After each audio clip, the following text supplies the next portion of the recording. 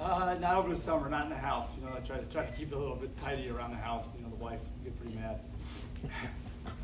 How did you assess how the team did on special teams, even beyond Desmond's return or Kanafe's fumble, just assignments, people getting to their spots, punt coverage and kick coverage? Yeah, I think there's always stuff to work on, especially early on in the season, but always there's plenty of stuff that we can clean up, and I think that was our guys' mindset. That's always the encouraging thing, is after a win, being able to come in and have that mindset of we can still get better. There's still opportunities left out in the field, which we saw with our kickoff return unit at times. But at the end of the day, those guys came out. They had a great day today and continue to stack days. That's what you want to see as a coach, especially early on. You got a lot of new guys in there on special teams, maybe some younger guys that might have been their first true playing time and experience. So it's good to see, and I'm excited where we're at. Desmond did a lot on Saturday, 20 plus touches on offense, and he's got special teams workload too. How comfortable are you guys moving forward with him doing all of that week in, week out? Yeah, the thing about Des, I just wish he was a little bit more explosive. No, I'm just kidding. Man, what a fun player to watch, and I think you wish you could get him the ball every single time. It's definitely you got to be in tune to that as a coach and kind of try to take care of him a little bit at times and give him some spells. But man, we're gonna try to get that Joker the ball a lot. I think everybody knows that. Who taught him how to break tackles? I think Big L, Lindsey Lamar, for sure. You go watch his highlight. I think that's what there's rumblings that Des, watched Lamar's highlights, before the game. So that's where he got the inspiration. What was going through your head when you went to pick up that ball on the punt return? Were you expecting him to get off that tackle and go? I want him to be aggressive. I want us to lead the nation in punt return attempts, and they have a one-hop rule, and he decided in that moment that he could do it, and at that point it was like, okay, this is a great decision right there. So 2 hops, they got to let it go. Yes, sir. Depending.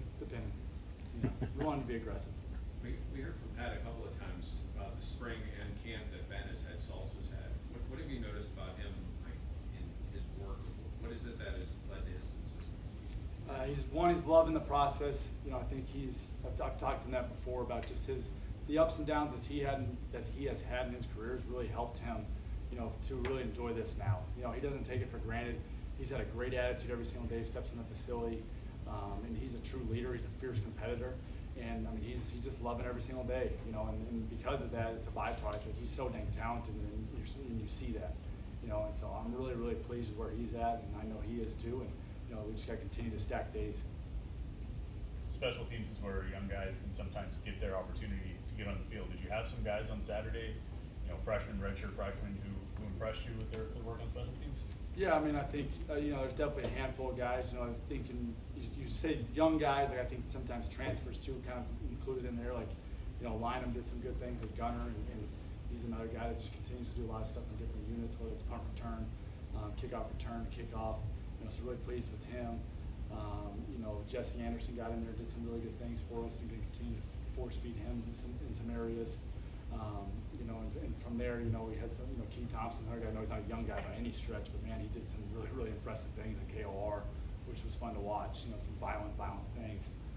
So we're really excited about a lot of guys, and there's a lot of guys that are working hard every single day on our Rocks teams that are, guys that Danny and myself are watching. Like, hey, that's going to be a guy potentially later on in the season. Because he's busting his tail, giving straight look.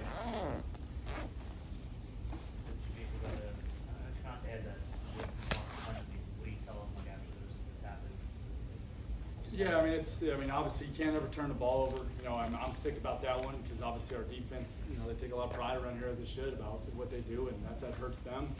And so you just got to understand the difference between being greedy and being aggressive. And I think Mom came over immediately and was like, Coach, I was being greedy on that one.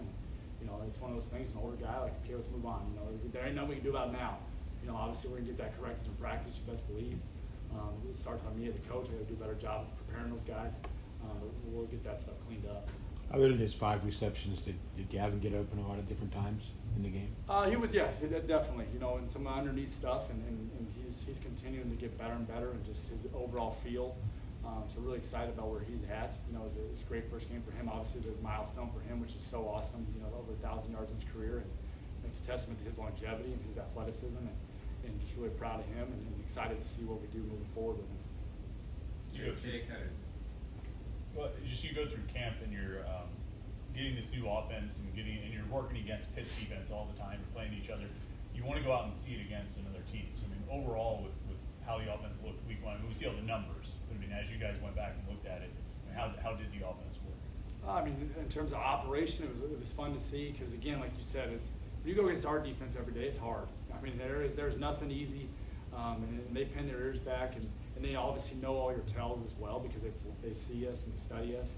So when you finally get to go out there and play against somebody else, like it's so much faster. And so that's when you put that tape on, you see how hard our guys are playing, for how long they're playing, and the aggressiveness, and the way that, in the manner in which they're executing.